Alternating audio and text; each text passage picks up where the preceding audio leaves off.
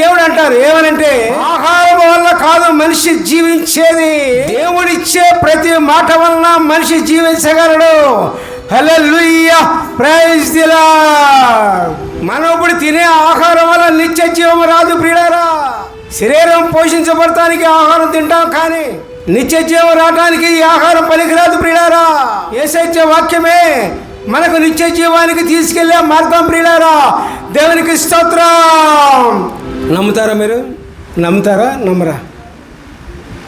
ఈ లోకంలో చక్కగా ఆహారం దొరికిందిలే, ఉద్యోగం దొరికిందిలే, మరి పనులు దొరుకుతుందిలే, వ్యాపారం దొరికిందిలే, ఐదు దొరికిందిలే, తిండి ఉందిలే, చక్కగా ఉంటున్నాం, హాయిగా ఉంటున్నాం అనుకునేరు. హాయిగా తిండి అన్నీ కూడా సౌఖ్యాలు దొరికినా దేవుని రాజ్యానికి వెళ్ళడానికి అవకాశం లేవు.